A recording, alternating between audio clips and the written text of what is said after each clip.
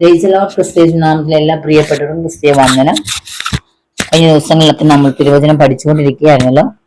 ഇന്നും വീണ്ടും നമുക്ക് ഒരു വ്യക്തിയെക്കുറിച്ച് പഠിക്കുവാൻ ദൈവം നമ്മെ സഹായിക്കട്ടെ.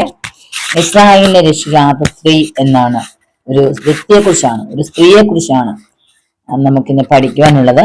എബ്രായരുടെ പുസ്തകമായ ന്യായാധിപന്മാരുടെ പുസ്തകം അനുസരിച്ച് ഒരു ദൈവപ്രവാചകയും വാഴ്ചയുടെ സ്ഥാപനത്തിന് മുമ്പ് പുരാതന ഇസ്രായേലിനെ നയിച്ചിരുന്ന ന്യായാധിപന്മാരുടെ പരമ്പരയിൽ നാലാമത്തെ ആയിരുന്നു ദെബോര. രാഷ്ട്രീയ സൈനിക മേഖലകളിൽ ജനങ്ങൾക്ക് നേതൃത്വം കൊടുക്കുന്ന അവർ ലാപ്പിഡോത്ത് എന്ന ആളുടെ പത്നിയും ആയിരുന്നു.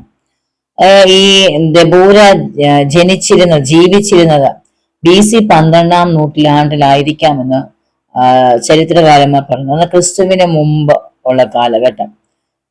അതിനുശേഷം നമുക്ക് കാണുവാൻ കഴിയുന്നുണ്ട്, ബൈബിളിലെ ന്യായാധിപന്മാർക്കിടയിലെ ഏക വനിതയായ ദെബോര കനാനിൽ ജാബലിലെ സൈന്യത്തലവനായ സീസർക്കെതിരെ യുദ്ധം സംഘടിപ്പിച്ച് ആ യുദ്ധത്തിൽ വിജയിച്ചതായി നമുക്ക് കാണുവാൻ ന്യായാധിപന്മാരുടെ പുസ്തകം 4-5 അധ്യായങ്ങളിൽ അതിനെക്കുറിച്ച് പറയുന്നുണ്ട്.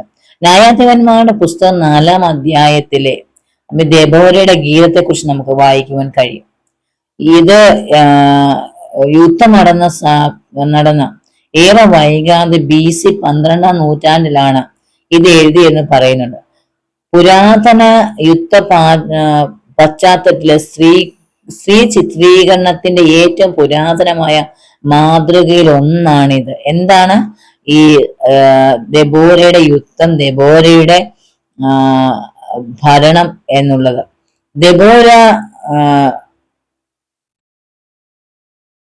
ബൈബിളിലെ ദെബോരയുടെ ചിത്രം പുരാതന ഇസ്രായേലിലെ സാമൂഹിക പശ്ചാത്തലത്തിൽ അസ്വാഭാവികമായി തോന്നിയേക്കാം. എന്നാൽ രാജവാഴ്ചയിൽ നിന്ന് പുരുഷ മേധാവിത്വത്തിന്റെ അധികാരത്തിൽ നിന്ന് ഉറയ്ക്കുന്നതിന് മുമ്പ് ഇസ്രായേലിലെ സമൂഹത്തിൽ സ്ത്രീകൾക്ക് ലഭിച്ചിരുന്ന സ്വാതന്ത്ര്യം നമുക്ക് മനസ്സിലാക്കുവാൻ കഴിയും.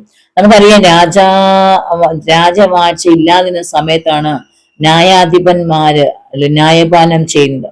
അതിനകത്ത് ദൈവം എഴുന്നേൽപ്പിക്കുന്നത് പോലെ ഒരു സ്ത്രീയെ കൊണ്ട് ദൈവത്തിന് ഉപയോഗിക്കാൻ കഴിയും.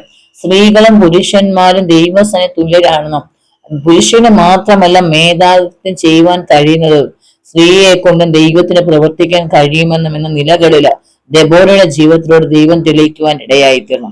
ഈ ദെബോര എന്ന വാക്കിന്റെ അർത്ഥം തേനീച്ച നമുക്ക് മനസ്സിലാക്കാൻ കഴിയും.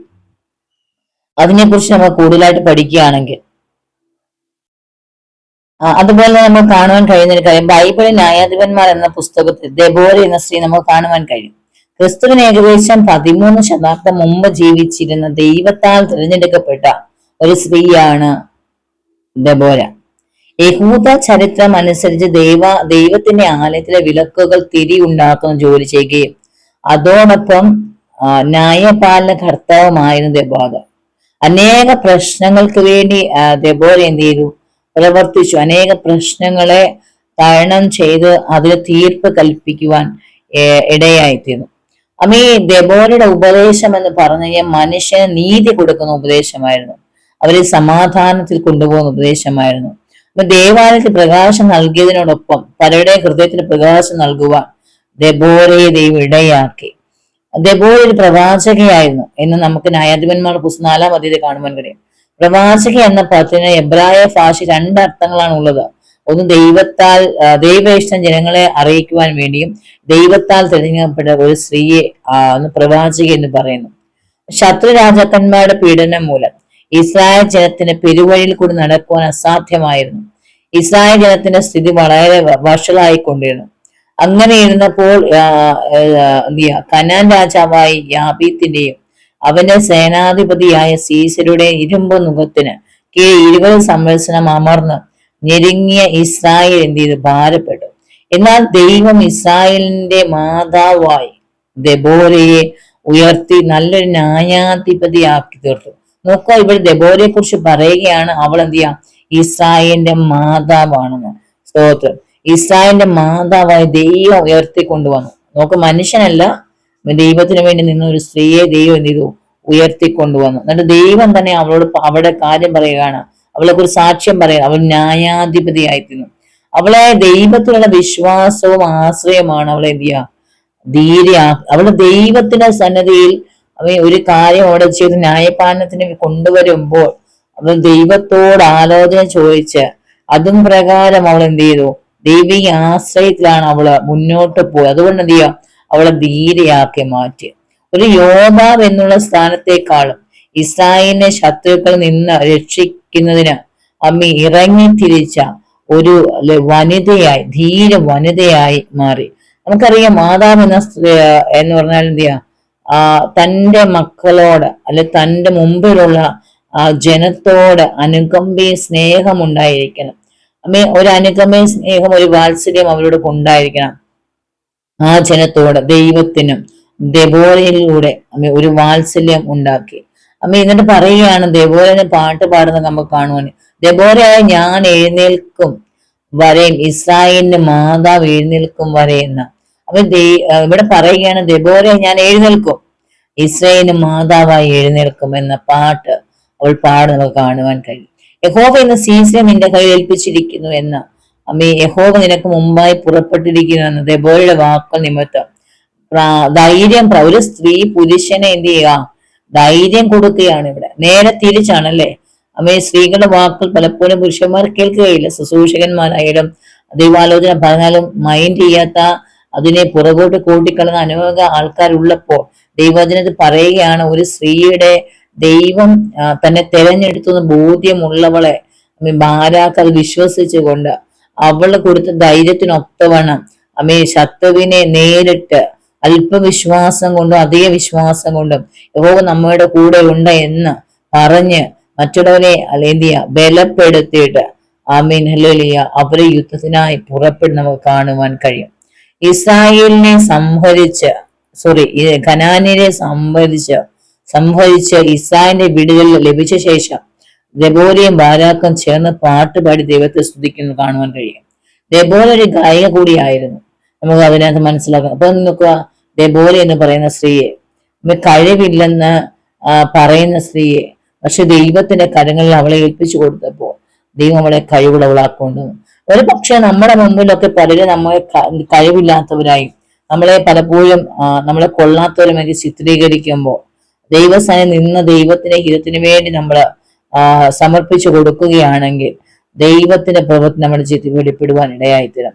ഇവിടെ നമുക്ക് കാണുവാൻ കഴിയും, ദൈവം ദെബോരയെ ഒരു സ്ത്രീയെ, നോർമൽ ഒരു സ്ത്രീയെ, പക്ഷെ എന്നാൽ പിന്നത്തെ അവളുടെ ജീവിതത്തിന് ദൈവത്തിന്റെ കരങ്ങളിൽ അവളെ സമർപ്പിച്ചു കൊടുത്തപ്പോ ദൈവം അവളുടെ ജീവിതത്തെ ചേഞ്ച് തിരിയാൻ ഇടയായി. ദൈവം അവളുടെ ജീവിതം ചേഞ്ച് ചെയ്യുന്നപ്പോ അവള് ഇസ്രായേലിന്റെ മാതാവായി അറിയപ്പെടുന്ന നിലവാരത്തിലേക്ക് ദൈവം പുറത്തു വന്നു. നമുക്ക് പ്രിയപ്പെട്ടവരെ, ഇന്ന് എനിക്കും ഹല്ലേലൂയ ദെബോരയെ കുറിച്ച് പ്രസംഗിക്കുവാൻ ഹല്ലേലൂയ ഒരു ധൈര്യം, അല്ലെങ്കിൽ ദെബോര ഇപ്രകാരമുള്ള അപ്രകാരം നാം ആയിത്തീരണമെന്ന് നാം മറ്റുള്ളവരോട് പറയുന്നത് എന്തുകൊണ്ടാണ്? ദൈവം അവളെ ഉപയോഗിച്ച് അവൾ ശക്തിയായി മാറണം. ഒരുപക്ഷെ ദൈവശബ്ദം കേൾക്കാതെ ദൈവത്തെ നിരസിച്ചുകൊണ്ട് അവളുടെ ഇഷ്ടത്തിന് പൊങ്ങി ദൈവവചനത്തിൽ അവൾ ഉണ്ടാകുമായിരുന്നില്ല. നമ്മെക്കുറിച്ച് സ്വർഗം നമ്മെക്കുറിച്ച് പറയണമെങ്കിൽ ദൈവത്തിന്റെ ഹിതം നാം കീഴ്പ്പെടുക തന്നെ ചെയ്യണം. അവളെ ജഡ്ജായി, ന്യായാധിപതിയായി, ഒരു പ്രൊഫറ്റായി, ഇസ്രായേലിനെ നയിക്കുന്ന ലീഡറായി ദൈവം മാറ്റിയെങ്കിൽ അവൾ ദൈവത്തിന്റെ സ്ഥാനം നിന്നു കൊടുത്തു. അവളുടെ ദൈവത്തിന്റെ വാക്ക് അവൾ കേട്ടു. കർത്താവിന് വേണ്ടി അവൾ നിന്നത് കൊണ്ടാണ് അവളെ ദൈവം ഉപയോഗിച്ചത്. അതുകൊണ്ട് ദൈവവചനത്തിൽ ഹല്ലേലൂയ പുരുഷനും സ്ത്രീയും എന്ന് വ്യത്യാസമില്ല, എല്ലാവരും ഒന്നാണ്. ഹല്ലേലൂയ നാം എല്ലാം ക്രിസ്തുവിന്റെ സഭയാണ്. സഭ എന്ന് പറയുന്നത് ഹല്ലേലൂയ ഒരു കൂട്ടം ആണ്. ദൈവത്തിന്റെ രക്തത്താൽ, ദൈവത്തിന്റെ ജീവനാൽ വിലക്ക് വാങ്ങപ്പെട്ടവരാണ് നാം. നമ്മെ ഓരോരുത്തരെയും കുറിച്ച് ദൈവത്തിന് ഒരു പദ്ധതി. നമുക്ക് പുതിയ നിയമത്തിലേക്ക് നാം നോക്കുകയാണെങ്കിൽ കർത്താവ് ആദ്യം ശുശ്രൂഷകൾ കൈമാറിയത് യേശുക്രിസ്തുവിന്റെ ശിഷ്യന്മാർക്കല്ല, പകരം മംഗലക്കാരത്തി എന്ന് പറയുന്ന ഒരു സ്ത്രീക്കാണ്. മംഗലക്കാരത്തി മാറി ആരാ നമുക്കറിയാം അല്ലെ? അവൾ 7 ഭൂതങ്ങളിൽ നിന്ന് ദൈവം അവളെ വിടുവിച്ച് അവൾ പിന്നത്തെ ദൈവത്തിന് വേണ്ടി ഒരുക്കപ്പെട്ട ദൈവത്തിനെ പിൻപറ്റിയവളാണ് ഈ മംഗലക്കാരത്തിമാർ. അതുപോലെ ശമര്യക്കാരിയ സ്ത്രീകളെ കുറിച്ച് കർത്താവ് പറയുന്ന പറഞ്ഞാല് അവൾക്ക് 5 ഭർത്താവുണ്ട്. എന്നുവെച്ചാൽ ഇപ്പോഴും കൂടെ ഉള്ളവൻ ഭർത്താവല്ല. എന്ന് പറഞ്ഞാൽ അല്ലേലിയ അവൾ വ്യഭിചാരത്തിൽ ജീവിക്കുന്ന ഒരു സ്ത്രീയാണ്. പക്ഷേ ദൈവം അവിടെ ഹൃദയത്തെ നോക്കിയപ്പോൾ അവൾക്ക് ദൈവത്തിന്റെ കാര്യങ്ങൾ മറ്റുള്ളവരോട് പറയുവാൻ അവൾക്കൊരു വെമ്പലുണ്ട്, ആഗ്രഹമുണ്ടെന്ന് മനസ്സിലാക്കിയപ്പോഴാണ് ദൈവം ദെബോരയെ ഉപയോഗിച്ചത്. ശമരിയ സ്ത്രീയോട്. അതുകൊണ്ട് അവള് വെള്ളം കോരാൻ വന്നതാണ് അല്ലെ, പക്ഷെ ദൈവം അവളെ കുറിച്ച് വ്യക്തമായി പറഞ്ഞു കേട്ടപ്പോൾ അവളെ കുടം താത്തു വെച്ചുകൊണ്ട് ലലിയ ദൈവത്തിന്റെ കാര്യം പറയാൻ വേണ്ടിയിട്ട് അവള് ശമരിയ ദേശത്തേക്ക് പോയി. ആ ശമരിയ ദേശം ഇളക്കി മറിച്ചു.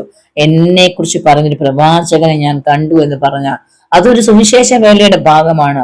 യേശുവിനെ മറ്റുള്ളവർക്ക് പരിചയപ്പെടും. പ്രിയപ്പെട്ടവരെ, ഇവിടെ ദെബോരയെ പോലെ നമ്മെ ദൈവത്തിന് ഉപയോഗിക്കാൻ താല്പര്യമുണ്ട്. പക്ഷേ അല്ലേ നമ്മ എഴുന്നേൽക്കണം. സാധ്യതകളൊന്നും കാണത്തില്ല.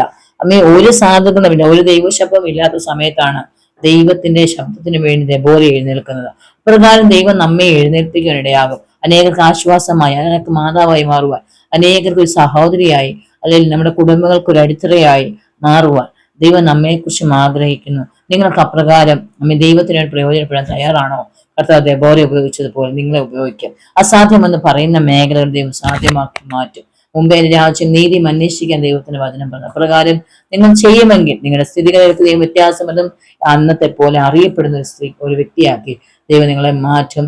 നിങ്ങൾ മറഞ്ഞിരിക്കുവാനല്ല, ഒതുങ്ങിയിരിക്കാനല്ല ദൈവം ആഗ്രഹിക്കുന്നത്. കർത്താവിന്റെ അതിന് നിങ്ങൾ പ്രയോജനപ്പെടുവാൻ ദൈവം ആഗ്രഹിക്കുന്നു. അതുകൊണ്ട് നിങ്ങൾ ദൈവത്തിന് വേണ്ടി പ്രയോജനപ്പെടുക. കഷ്ടങ്ങൾ ഏറ്റവും അടുത്തിരിക്കുന്ന കർത്താവിനോടൊപ്പം നിങ്ങൾ യാത്രിക ദൈവം നിങ്ങൾ സഹായിക്കട്ടെ. ആമേൻ.